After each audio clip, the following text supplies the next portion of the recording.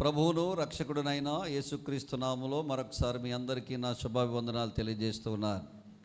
గతించిన 2025వ సంవత్సరంలో నెలంతా, జనవరి నెలంతా కూడా మనల్ని కాచి కాపాడి భద్రపరిచి ఈ ఫిబ్రవరి నెలలోకి మనల్ని ప్రవేశపెట్టిన దేవునికి సమస్త ఘనత మహిమ ఆయనకే కలుగునుగాక. రెండు చేతుల పైకి ఎదిగట్టుగా దేవునికి స్తోత్రం చెబుదాం. హల్లెలూయా. 2025వ సంవత్సరంలో 12 నెలలు, ఒక నెల ఆల్రెడీ అయిపోయింది. ఇంకా 11 నెలలు మాత్రమే మిగిలి ఉన్నాయి. ఈ 11 నెలల్లో ఆల్రెడీ ఒక తారీఖు అయిపోయింది. 2వ తారీఖులో మనం ఉన్నాం. కృప కలిగిన దేవుని బట్టి నేను ఎంతగానో వందనాలు చెల్లిస్తున్నాను. వీళ్ళరా, ఈరోజు వాక్య ధ్యానాంశముగా 147వ కీర్తన 1, 2, 3 వచనాలను అందరము కలిసి చదువుదాం. యెహోవాను స్తుతించుడి, మంచిది, అది మనోహరము, స్తోత్రము చేయుట ఒప్పిదము. యెహోవాయే యెరూషలేమును కట్టువాడు, చెదరిన ఇశ్రాయేలీలను పోగు చేయువాడు, గుండె చెదరిన వారిని ఆయన బాగు చేయువాడు, వారి గాయములను కట్టువాడు. దేవుడు ఈ వచనములను దీవించునుగాక. బిడ్డలారా, ఈ యొక్క కీర్తన ఆంధ్ర క్రైస్తవ కీర్తనలో చాలా ప్రాముఖ్యమైన కీర్తన. ఈ కీర్తన చాలా ప్రాచుర్యము పొందిన కీర్తన. దీన్ని ఏమని రాశారంటే, దేవునికి స్తోత్రము గానము చేయుట మంచిది అని వ్రాయబడినటువంటి కీర్తన ఇది. ఈ కీర్తన బైబిల్ గ్రంథములో BC 444వ సంవత్సరంలో రాయబడింది. ఈ 444వ సంవత్సరంలో రాయబడినటువంటి ఈ కీర్తన ఎందుకు రాయబడింది అని అంటే గనక, దీనికంటే ముందుగా 125 సంవత్సరాల క్రితం జరిగినటువంటి చరిత్రను మనము జాగ్రత్తగా దీన్ని మనం జ్ఞాపకం చేసుకోవాలి. ఎప్పుడైతే దీని చరిత్రను మనం జ్ఞాపకం చేసుకుంటామో ఈ కీర్తన యొక్క గొప్పతనం ఏమిటో మనకు అర్థమవుతుంది. ఇది మనకు అర్థం కావాలంటే ఇశ్రాయేలు యొక్క జీవితాన్ని ఒక్కసారి మనము జ్ఞాపకం చేసుకోవాలి. వారు ఐగుప్తులో నుంచి మోషే నాయకత్వంలో వారు ప్రయాణం చేయబడ్డారు. అరణ్యములో 40 సంవత్సరాలు వారు ప్రయాణం చేశారు. 40 సంవత్సరాలు అయిన తర్వాత యెహోషువ నాయకత్వంలో దేవుని బిడ్డలారా వాళ్ళు కనాను దేశంలోనికి వెళ్ళారు. కనాను దేశంలోకి వెళ్ళిన తర్వాత అక్కడ యెహోషువ వారికి భూభాగములు పంచి ఇచ్చినట్లుగా మనం చూస్తూ ఉంటాం. వారికి భూభాగాలు పంచి ఇచ్చిన తర్వాత వాళ్ళందరూ కూడా చక్కగా సెటిల్ అయ్యారు. ఇంకా కొన్ని యుద్ధాలు జరుగుతూ ఉన్నాయి.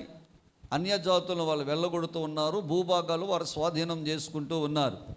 ఇలాంటి సందర్భంలో యెహోషువ మరణించాడు.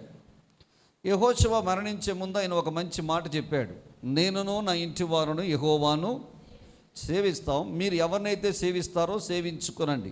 ఆయన అన్నాడు, మీ పూర్వీకులైన మెసొపొతేమియాలో ఉన్నటువంటి ఆ అమోరీల దేవుళ్ళు మీరు పూజిస్తారో, ఐగుప్తులో ఉన్న దేవతలను పూజిస్తారో, లేదా ఈ కనాను దేశంలో ఉన్నటువంటి కనానీయుల దేశంలో ఉన్న దేవతలను మీరు పూజిస్తారో, నేనైతే మాత్రం నన్ను బానిస సంఖ్యలో తెంచి నన్ను విడిపించి నన్ను క్షేమంగా మీ మధ్యలోకి నన్ను నడిపించిన నా దేవుడైన యెహోవాను నేనును నా ఇంటి వారును సేవిస్తామని చెప్పారు. అక్కడున్న ప్రజలందరూ అన్నారు, నీవు యెహోవాని సేవిస్తే మేము మాత్రం అన్యజనులు మేము సేవిస్తామా? మేమును ఎవరిని సేవిస్తామన్నారు వాళ్ళు.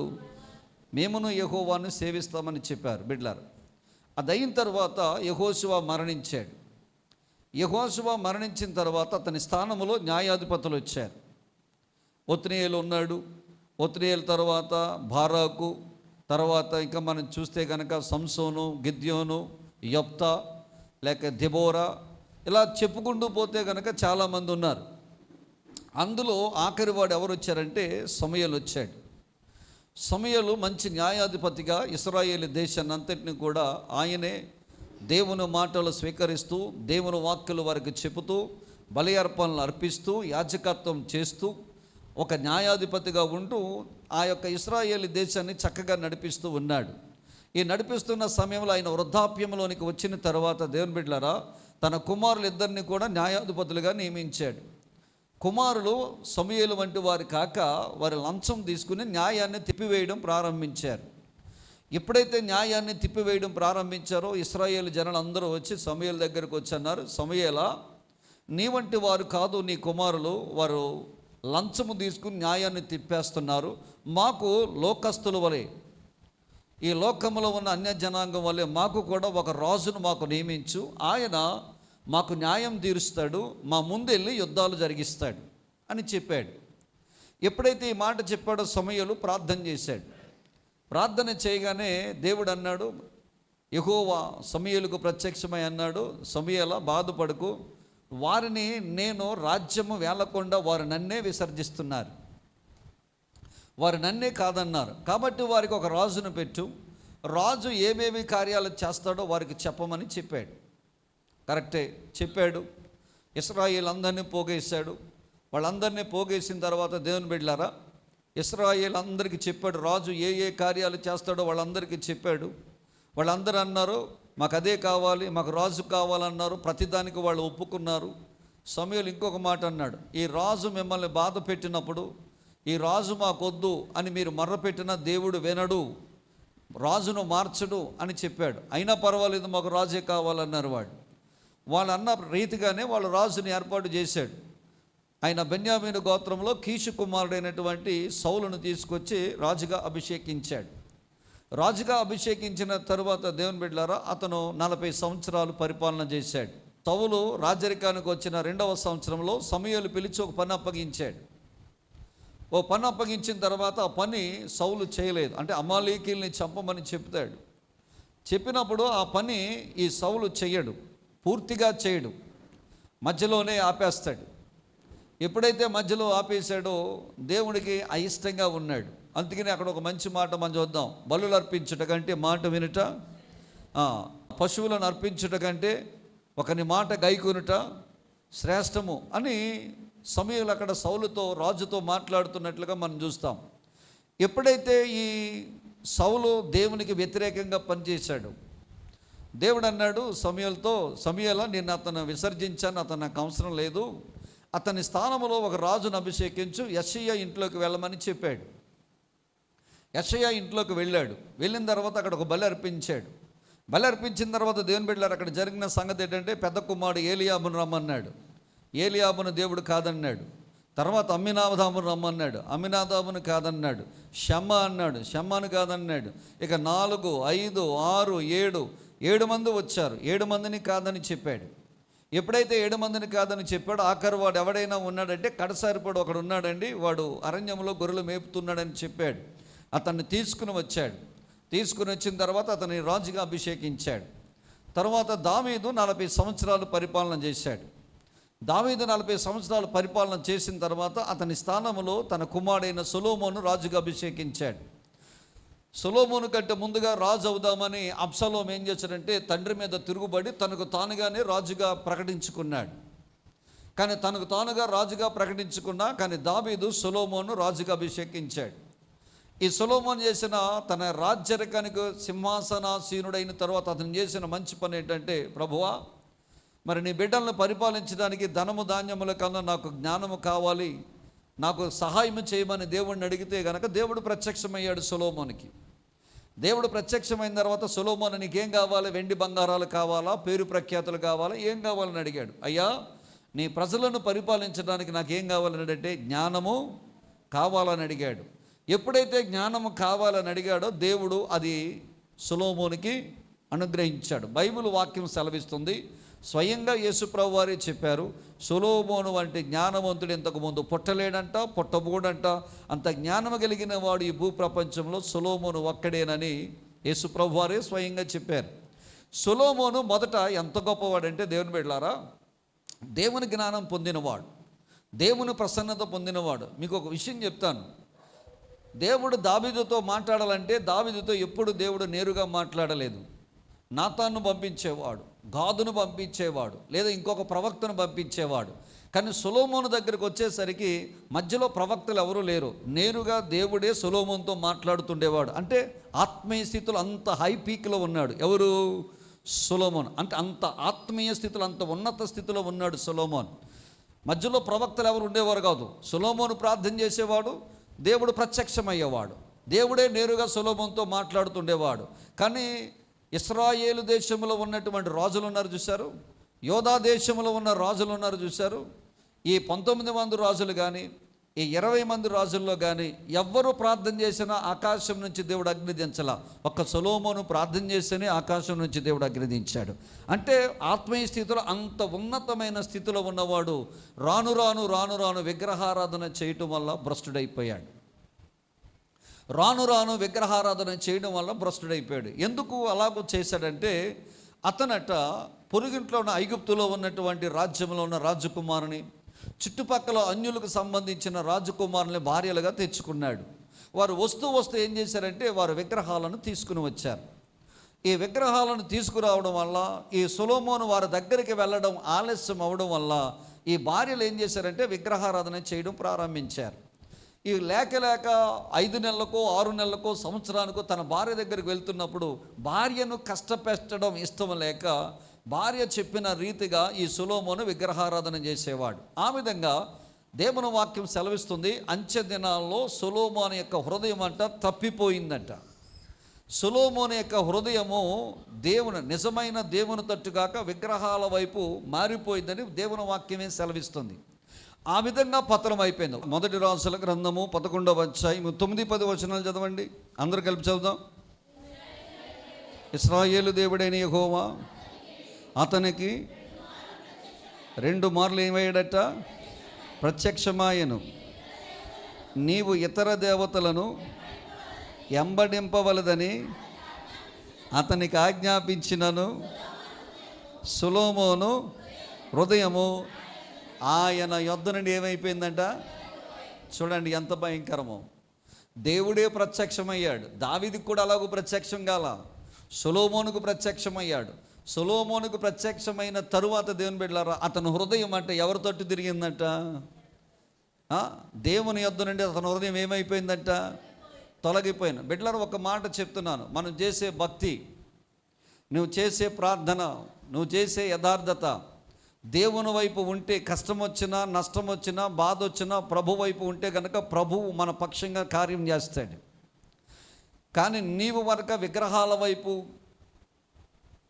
ఇహలోక సంబంధమైనటువంటి దేవతల వైపు ఎవరు చూడటం లేదు కదా అని ఎవరు మనల్ని పట్టించుకోవట్లేదు కానీ నువ్వు గనక తిరిగినట్లయితే కనుక మనం చాలా భయంకరమైనటువంటి శోధన అనుభవించాల్సి వస్తుంది. యెహోవా యొద్ద నుండి అతని హృదయం ఏమైపోయిందంట? తొలగిపోయినని దేవుని వాక్యం సెలవిస్తుంది. కానీ నువ్వు చేసిన భయంకరమైన విగ్రహారాధనను బట్టి నీవు భ్రష్టుడిగా మారిపోయావు కాబట్టి నీ నుండి రాజ్యాన్ని తీసేస్తున్నానని చెప్పాడు. కానీ నీ కొరకు ఒక గోత్రాన్ని ఉంచుతాను. ఎందుకు ఉంచుతానంటే నేను దావీదుకు మాటిచ్చాను. దావీదు నా హృదయానుసారుడు, దావీదు నేను చెప్పినట్లుగా నడిచాడు. కాబట్టి దావీదును బట్టి ఒక గోత్రాన్ని నీ కుటుంబానికి ఉంచుతాను, కానీ నీ నుండి మాత్రం రాజ్యాన్ని తీసేస్తానని చెప్పి అతని రాజ్యములో తాపీ పని చేసుకుంటున్నటువంటి ఒక వ్యక్తి, యెరోబాము అనేటువంటి ఒక వ్యక్తికి ఏం చేశాడంటే దేవుడు రాజ్యాన్ని అప్పగించాడు. 922వ సంవత్సరంలో రాజ్యాన్ని 2 భాగాలుగా చేశాడు దేవుడు, ఉత్తర రాజ్యము, దక్షిణ రాజ్యము. ఉత్తర రాజ్యాన్ని ఏమన్నారంటే ఇశ్రాయేలు దేశం అన్నారు. దీనినే ఎవరికి అప్పగించాడంటే దేవుని బిడ్డలారా యెరోబాముకు అప్పగించాడు. యెరోబాముకు అప్పగించిన గోత్రాలు 10 గోత్రాలు. 2వ రాజ్యాన్ని దక్షిణ రాజ్యం అన్నారు. ఈ గోత్రం ఏ గోత్రం అంటే బెన్యామీను గోత్రము, యోధా గోత్రము. ఈ గోత్రానికి ముఖ్య పట్టణం ఏదంటే యెరూషలేము. దీన్ని ఏ రాజ్యం అని పిలిచారంటే యోధా రాజ్యం అని పిలిచారు. దీన్ని పరిపాలించే వారు ఎవరంటే దావీదు గోత్రములో నుంచి పరిపాలిస్తున్నారు. అనగా దావీదు, సొలొమోను కుమారుడైనటువంటి యెరోబాము. BC 922వ సంవత్సరంలో రాజ్యము 2 భాగాలుగా విభాగించబడింది. ఉత్తర రాజ్యము, దక్షిణ రాజ్యంగా విభాగించబడింది. ఉత్తర రాజ్యాన్ని, ఇశ్రాయేలు దేశాన్ని యెరోబాము పరిపాలించడం ప్రారంభించాడు. దేవుడు అన్నాడు యెరోబాముతో, నా సేవకుడైన దావీదులో నుంచి నేను తీసివేసి నీకు నేను 10 గోత్రాలు అప్పగిస్తున్నాను. నువ్వు మంచి పనివాడివి, నువ్వు పనిలో చాలా శ్రద్ధ కలిగి ఉన్నావు. నీ శ్రద్ధను నేను చూచాను, నీ పనితనాన్ని నేను చూచాను. నువ్వు పని చేసుకుంటా నిన్ను తీసుకొచ్చి నా ప్రజల మీద నిన్ను రాజుగా నేను అభిషేకించబోతున్నాను. కానీ ఒకటి చెప్తున్నాను యెరోబాము, దావీదు ఎలాగైతే పరిపాలన చేశాడో నీవు కూడా దావీదును అనుసరించి పరిపాలన చేస్తే కనుక దావీదుకు చూపిన కృపను నీకు నేను చూపక మానను అని చెప్పాడు. కానీ యెరోబాము చేసిన పని ఏంటో చెప్పమంటారా? యెరోబాము చేసినటువంటి భయంకరమైన పని ఈ ఉత్తర రాజ్యంలో ఉన్నటువంటి వాళ్ళందరినీ విగ్రహారాధన చేయడానికి ప్రేరేపించాడు. విగ్రహారాధన చేయడానికి ప్రేరేపించబడడం మాత్రమే కాదు, బేతేలులో దానులో వాటి బలిపీఠాలు కట్టి ఆ బలిపీఠాల మీద వాటిని ప్రతిష్ఠించాడు. ప్రతిష్ఠించిన తర్వాత జరిగిన సంగతి ఏంటనుకుంటున్నారు? అక్కడ వారు ఆరాధన చేయడం ప్రారంభించారు. లేవీలు కాకుండానే ఉన్నవాడిని తీసుకొచ్చి అతను ఏం చేశాడంటే యాజకులుగా నియమించాడు. ఒక పద్ధతి లేదు, ఒక విధానము లేదు, ఒక సక్రమైనటువంటి క్రమము లేదు. వాడి ఇష్టం వాడిని ఏం చేస్తే అది చేశాడు. దేవుడు కోపగించాడు. దేవుడు కోపగించి దేవుని బిడ్డలారా, దేవుని దగ్గర ఇశ్రాయేలు ప్రజలు చేసిన నిబంధన జ్ఞాపకం చేయడానికి దేవుడు వారి మధ్యలోనికి ప్రవక్తలను పంపించాడు. అలాంటి ప్రవక్తలు పంపించిన వారిలో చాలామంది ఉన్నారు. అందులో ఉన్నవారు ఎవరు అనుకుంటున్నారు? నాతానును దేవుడు ఇశ్రాయేలు దేశంలో ప్రవక్తలను పంపించాడు. తర్వాత ఏలియాను పంపించాడు. తర్వాత ఎలీషాను పంపించాడు. తర్వాత మనం చూస్తే ఆమోసును పంపించాడు. ఆఖరుగా మలాకిని కూడా పంపించాడు. ఎంతమంది ప్రవక్తలు పంపించినా దేవుని మాటకు చెవి అగ్గడం లేదు, దేవుని మాటకు వారు విధేయత చూపడం లేదు. వారు పాపములు విడిచి దేవుని దగ్గరికి తిరిగి రావటంలా, విగ్రహారాధన వదిలిపెట్టి దేవుని దగ్గరికి తిరిగి రావట్లా, బయలుదేవత, అష్టరోజు దేవత ఇలాంటి దేవతలను వాళ్ళు పూజిస్తూ ఆ పూజ వదిలి దేవుని దగ్గరికి తిరిగి రావట్లా. ప్రవక్తలను పంపించాడు దేవుడు. అయ్యలారా, మీరు చేస్తుంది తప్పు, మీరు తప్పు చేస్తున్నారు. సీనాయి దగ్గర మీరు నిబంధన చేశారు, మీకు ఒక్కడే దేవుడు అన్నారు, నేనే దేవుడిగా ఉంటానని చెప్పాను, మీరందరూ అంగీకరించారు. ఇప్పుడు మీరు చేస్తున్న పని మంచిది కాదు, మీ మనస్సులను త్రిప్పుకొని దేవుని వైపు తిరగండి అని చెప్పాడు. పాపం చేస్తున్నారు, వ్యభిచారం చేస్తున్నారు, మోసాలు చేస్తున్నారు, దొంగతనం చేస్తున్నారు, అక్రమం చేస్తున్నారు, అయ్యా వాటి నుంచి మీరు తిరగండి, దేవుని తట్టు రండి అని చెప్పారు. కానీ వారు వినలేదండి. కరెక్ట్గా దేశము ఏర్పడిన, ఇశ్రాయేలు దేశం ఏర్పడిన 200 సంవత్సరాల తర్వాత, అనగా BC 722వ సంవత్సరంలో దేవుడండి అష్షూరు సామ్రాజ్యం నుంచి ఒక రాజును పంపించాడు. ఒక రాజును పంపించి అతని పేరు సర్గోను అంటారు. సర్గోనునే సల్మనేజర్ IV అని అంటారు. ఆ రాజు వచ్చాడు. ఆ రాజు వచ్చి ఇశ్రాయేలు దేశంలో ఉన్న వాళ్ళందరినీ, చిన్నోళ్ళని పెద్దోళ్ళందరినీ కూడా యుద్ధం చేసిన వారిని చంపేశాడు, తిరగబడ్డ వారిని చంపేశాడు, యవనస్తుల్ని అమ్మాయిలందరినీ కూడా పట్టుకుని తన దేశానికి తీసుకెళ్ళిపోయాడు. తన దేశం మాత్రమే కాదు, ఆయన ఎక్కడెక్కడైతే జయించాడో అక్కడ తీసుకెళ్ళిపోయాడు. ఇంకొక మాట ఏమిటంటే అక్కడ ఉన్న కుంటోళ్ళని, గుడ్డోళ్ళని, నడ్డోళ్ళని అందరిని వదిలిపెట్టేశాడు, ముసలోళ్ళని వదిలిపెట్టేశాడు, పనికొచ్చే యవ్వనస్తులను తీసుకుని వెళ్ళిపోయాడు. ఆయా దేశాల్లో ఉంచాడు. ఆయా దేశాల్లో ఉన్న అన్యులందరినీ తీసుకుని వచ్చి ఇశ్రాయేలు దేశంలో కాపురం పెట్టాడు. అంటే కూత, బబులోను, కూత, హవ్వ, హమాతు, సెఫర్యీము అనేటువంటి 5 దేశాల నుంచి జనాల్ని తీసుకుని వచ్చి ఇశ్రాయేలు దేశంలో వారిని స్థానికంగా ఉంచాడు. బిడ్డలారా గమనించండి, ఎప్పుడైతే ఇశ్రాయేలు దేశంలో ఉన్న వారిని తీసుకెళ్ళి ఆయా ప్రాంతాల్లో ఉంచాడు, వాళ్ళు వీళ్ళు కలగలిపి వివాహాలు చేసుకోవటం వల్ల, సంతానం పుట్టడం వల్ల ఆ సంతానమును ఏమని పిలిచారంటే సమరయులు అని పిలిచారు. 722వ సంవత్సరంలో ఇశ్రాయేలు దేశం చెరకెళ్ళిపోయింది, అష్షూరుకి చెరకెళ్ళిపోయింది. ఆ తరువాత మిగిలిన దేశం ఏదంటే యోధా దేశం. యోధా దేశంలో యెరూషలేము ఉన్నది. యెరూషలేములో దేవుని యొక్క ఆలయం ఉన్నది. వాళ్ళు చక్కగా పండుగలు ఆచరిస్తూ ఉన్నారు, దేవుని ఆరాధన చేస్తూ ఉన్నారు, రాజులు కూడా మంచివారిగానే ఉన్నారు. కాలక్రమంలో ఏమైపోయారంటే దేవుని బిడ్డలారా, వీళ్ళు కూడా యోధా దేశంలో ఉన్న యూదులు అంటే ఇశ్రాయేలు ప్రజలు కూడా ఏం చేయడం ప్రారంభించారంటే విగ్రహారాధన వైపుకి వెళ్ళిపోవడం ప్రారంభించారు. వాళ్ళ పక్కనున్న దేశం ఇశ్రాయేలు దేశం విగ్రహారాధన చేయటం వల్ల, దేవుణ్ణి వదిలిపెట్టడం వల్ల, వారు చేసినటువంటి అక్రమం వల్ల, అన్యాయం వల్ల, వ్యభిచారం వల్ల, పాపం వల్ల, విగ్రహారాధన వల్ల వాళ్ళ చెరలోకి వెళ్ళిపోయారు. ఆ సంగతి తెలిసిన వీరు జాగ్రత్త పడాలి, యోధా దేశము జాగ్రత్త పడాలి. అయ్యో వారు విగ్రహారాధన చేశారు, అయ్యో వాళ్ళు వ్యభిచారం చేస్తున్నారు, అయ్యో వారు పాపం చేస్తున్నారు, వారు అక్రమం చేస్తున్నారు, అయ్యో వారు అన్యాయం చేస్తున్నారు, వాళ్ళలాగా మనము జీవించకూడదు అని వీళ్ళు అనుకోవాలి. ఎందుకంటే వీరి దేశములో దేవాలయం ఉన్నది, వీరి దేశంలో మంచి దేవుడు నివాసం ఉండే స్థానం ఉన్నది, వీళ్ళు చాలా భయభక్తులతో ఉండాలి. బాధాకరమైన విషయం ఏమిటంటే దేవుని బిడ్డలారా, వీరు కూడా వీళ్ళ వల్లే చెడిపోయారు. యోధా దేశంలో ఉన్నవారు కూడా ఇశ్రాయేలు వాళ్ళు వీళ్ళు కూడా విగ్రహారాధన చేయడం ప్రారంభించారు. వీళ్ళు కూడా పాపం చేయడం ప్రారంభించారు. వీరు కూడా చాలా భయంకరమైన తప్పులు చేయడం ప్రారంభించారు. అప్పుడు దేవుడు వీళ్ళ దగ్గరికి కూడా కొంతమంది ప్రవక్తలను పంపించాడు. అయ్యా, మీరు తప్పు చేస్తున్నారయ్యా, మీరు పాపం చేస్తున్నారయ్యా, తిరిగి దేవుని దగ్గరకు రండి అయ్యా, దేవుడు మీకు శత్రువులు పంపిస్తాడయ్యా, దేవుడు చాలా కోపపడతాడయ్యా, మీరు తప్పును వదలకపోతే, విగ్రహారాధన వదలకపోతే, పాపము వదలకపోతే, వ్యభిచారం వదలకపోతే, మోసం వదలకపోతే దేవుడు మిమ్మల్ని కొడతాడయ్యా అని ప్రవక్తలు పంపిస్తాడయ్యా. ప్రవక్తలను పంపించి ఈ విషయం వాళ్ళతో చెప్పాడు. ఎవడూ మాట వినలేదు. ఎవరెవరిని పంపించాడంటే దేవుని బిడ్డలారా, ఆ ప్రవక్తలు ఎవరంటే జాగ్రత్తగా గమనించినట్లయితే ఇక్కడ కొంతమంది ప్రవక్తలు ఉన్నారు. మీకాను పంపించాడు. తర్వాత మీకా తర్వాత యెషయా భక్తుడు వచ్చాడు. యెషయా ప్రవక్త తర్వాత నహూము ప్రవక్త వచ్చాడు. నహూము ప్రవక్త తర్వాత జఫన్యా ప్రవక్త వచ్చాడు. జఫన్యా ప్రవక్త తర్వాత హబకుక్ అనే ప్రవక్త వచ్చాడు. హబకుక్ తర్వాత ఇర్మియా అనే ప్రవక్త వచ్చాడు. ఇర్మియా కూడా 40 సంవత్సరాలు ప్రవచించాడు యోధా జనాంగాన్ని అంతటికీ కూడా. అయ్యా, తప్పు చేస్తున్నారు అయ్యా, మీరు తిరిగి రండి అయ్యా అని చెప్పినా కానీ వారు వినలేదు. ఇక ఆఖరిగా ఇర్మియా అన్నాడు, మీరు ఎంత చెప్పినా వింటలేదు, మీరు ఎన్ని మార్లు చెప్పినా వింటలేదు. ఇదిగో ఉత్తర దేశం నుంచి ఒక రాజు రాబోతున్నాడు. చదవండి మాట, ఇర్మియా గ్రంథం చదవండి, మాట చదవండి. ఇర్మియా గ్రంథం 25వ అధ్యాయం 11వ వచనం అందరం కలిపి చదువుదాం. ఈ దేశమంతయు పాడుగాను నిర్జనముగాను ఉండును. ఈ జనులు 70 సంవత్సరములు బబులోను రాజునకు దాసులుగా, యెహోవా వాక్కు ఇదే, 70 సంవత్సరములు గడిచిన తరువాత వారి దోషములు బట్టి నేను బబులోను రాజును, ఆ జనులను, కల్దీయుల దేశమును శిక్షింతును.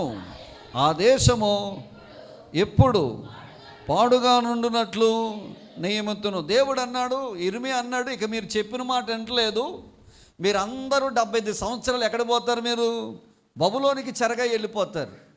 బబులోనికి చెరగా వెళ్ళిపోయిన తర్వాత మీరు అక్కడికి వెళ్ళిన తర్వాత మీరు గనక ప్రార్థన చేసి మారు మనసు పొందితే గనక మరలా నేను మిమ్మల్ని 70 సంవత్సరాల తర్వాత తిరిగి తీసుకొస్తానని చెప్పాడు. ఇప్పుడు జరిగిన సంగతి ఏంటో చెప్తాను, జాగ్రత్తగా ఆలకించండి. ఇర్మియా ప్రవచించాడు. ఇర్మియా చెప్పిన తర్వాత వీళ్ళు మారు మనసు పొందలేదు. పొందకపోతే ఇర్మియా అన్నాడు, ఇక మీరు పోతారు అబ్బాయి, తీరా అక్కడికి వెళ్ళిన తర్వాత అయినా మారు మనసు వస్తే కనుక, పశ్చాత్తాపడితే కనుక 70 సంవత్సరాల తర్వాత దేవుడు మిమ్మల్ని ఎక్కడ తీసుకొస్తాడు? ఈ దేశానికి మిమ్మల్ని తీసుకొస్తాడని చెప్పాడు. బిడ్డలారా, వీడు మాట వినలేదు, విగ్రహారాధన నుంచి విడిపించబడలేదు, పాపం చేయడం మానలేదు, మోసం చేయడం మానలేదు, వ్యభిచారం చేయడం మానలేదు. కానీ దేవుడు ఉత్తర దేశమైన బబులోను చక్రవర్తి అయిన నెబుకద్నెజరును పంపించాడు. నెబుకద్నెజరును పంపించి దేవుని బిడ్డలారా జరిగిన సంగతి చెప్పమంటారా? అతను వచ్చాడు, 3 సార్లు దండెత్తాడు. BC 522వ సంవత్సరంలో మొట్టమొదటిగా నెబుకద్నెజరు ఈ యోధా రాజ్యం మీద దండెత్తి అక్కడున్న వాళ్ళందరినీ కూడా తీసుకుని వెళ్ళిపోయాడు. యవనస్తులందరినీ కూడా తీసుకుని వెళ్ళిపోయాడు. కొంతమందిని చంపాడు, కొంతమంది చాలా ఇబ్బంది పెట్టాడు. రెండవసారి వచ్చాడు.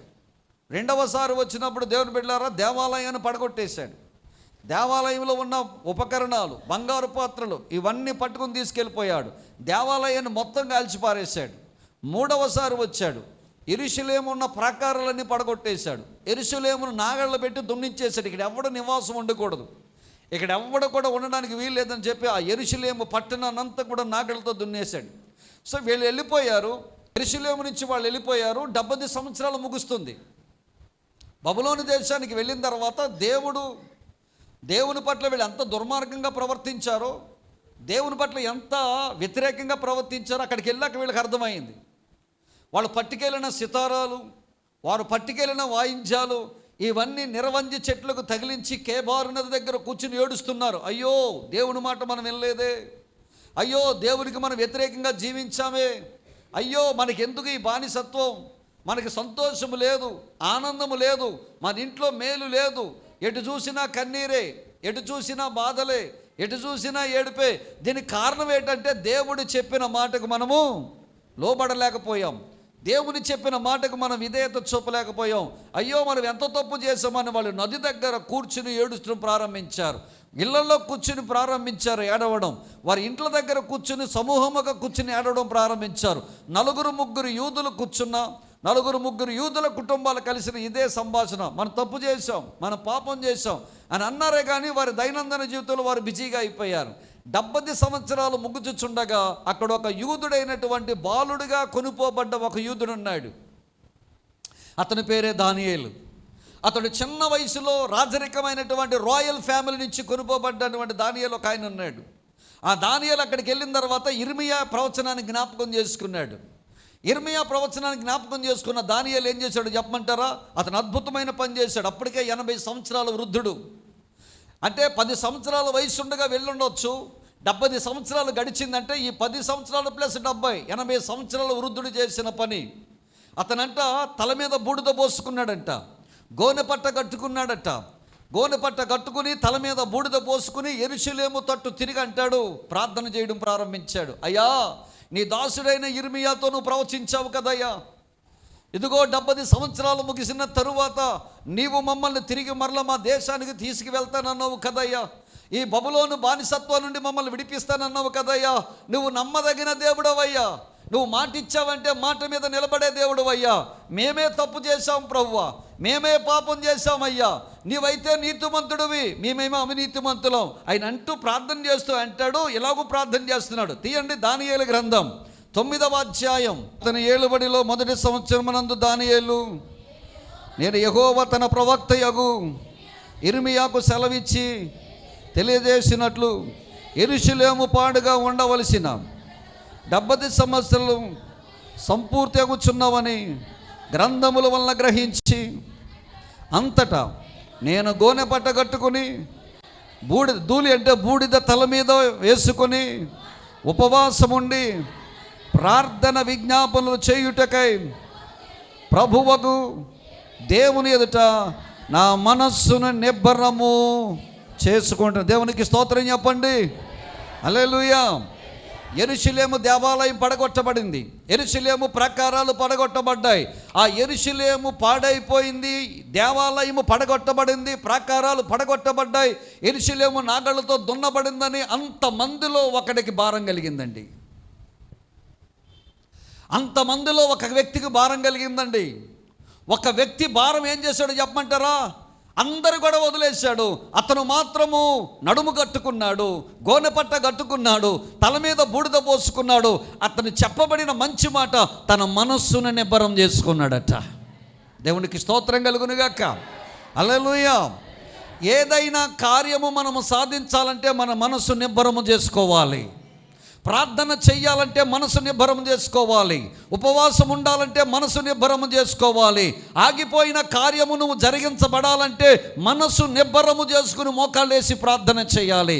సాతాను అంటాడు, 1 రోజు ప్రార్థన, 2 రోజులు ప్రార్థన, 3వ రోజు ప్రార్థన వచ్చేసరికి నీ మనసును కృంగదీస్తాడు. అలాంటి సమయంలోనే మనం చేయాల్సిన పని, దేవుని బిడ్డలారా, మనస్సును మనం నిబ్బరము చేసుకోవాలా. మనస్సును నిబ్బరము చేసుకుని మనం ప్రార్థించినట్లయితే దేవుడు రాజ్యాలను కూల్చేస్తాడు బిడ్డలారా. దేవునికి స్తోత్రం. హల్లెలూయా. మనస్సు నిబ్బరము చేసుకోవాలి. దేవునికి స్తోత్రం కలుగునుగాక. అన్ని 100 మంది 1,00,000 మంది బబులోనులో చెరలో ఉంటుండగా ఒక్కడు మాత్రం కంకణం కట్టుకున్నాడట. నిబ్బరము కలిగి మనసు కట్టుకుని మందిరములో కార్యము జరిగేంత వరకు ప్రార్థన చేసే యోధులు లేవాలి. దేవునికి స్తోత్రం కలుగునుగాక. హల్లెలూయా. హల్లెలూయా. మందిరములో నిలబడాలి దేవుని బిడ్డలారా. ఒక్కడు నిలబడ్డాడు. అద్భుతం చెప్పమంటారా? ఒక్కడు నిలబడ్డాడు.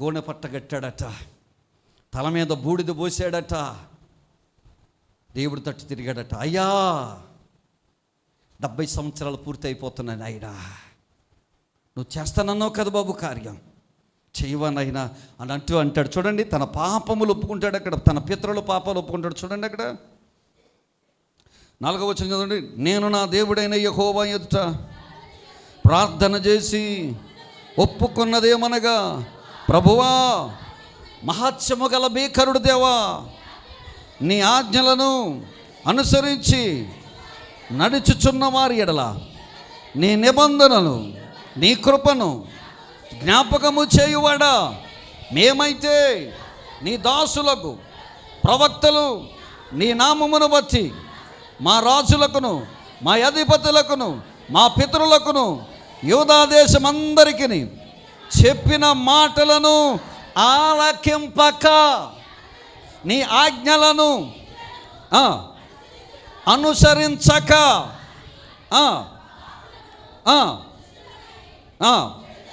చెడుతనమందు ప్రవర్తించుచు తిరుగుబాటు చేసిన వారము, ప్రభువా నీవే నీతిమంతుడివి, మేమైతే సిగ్గు చేత ముఖావికారము చేతను ముఖావికారం పొందిన వారము మేము నీ మీద తిరుగుబాటు చేసితిమి. కాబట్టి దానిని బట్టి నువ్వు సకల దేశములకు మమ్మను తరిమితివి. యెరూషలేములోను యూదయ దేశములోను నివసించుచు స్వదేశవాసులుగా ఉన్నట్టు పరదేశవాసులుగా ఉన్నట్టు ఇశ్రాయేలందరికీ మాకును ఏ దినమున సిగ్గే తగి ఉన్నది. కింద అంటాడు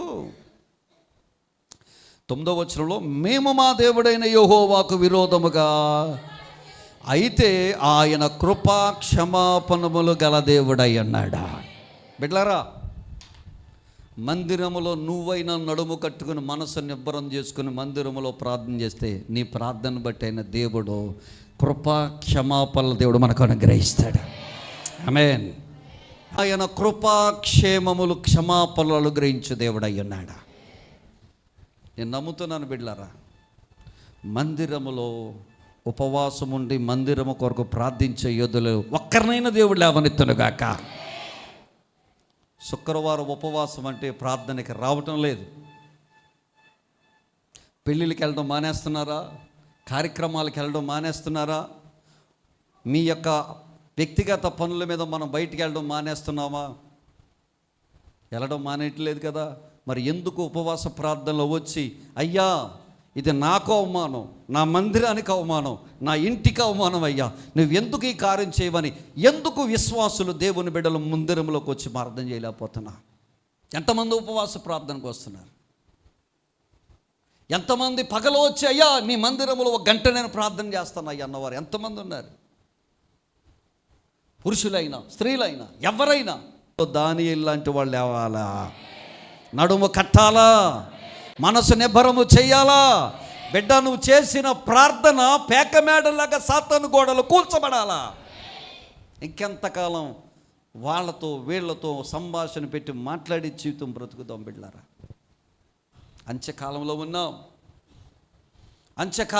ఉన్నాం, రాక్కడలో ఉన్నాం. సాతానుగాడు సమయం కొద్దిగా ఉందని చెప్పి గర్జించు సింహము వలెవాడు తిరుగులాడుచు ఉన్నాడు. దానియేలట ఉపవాసం ఉండి మనసు నిబ్బరము చేసుకొని ఏం చేయడం ప్రారంభించాడట? దానియేలు చేసిన ప్రార్థన చెప్పండి,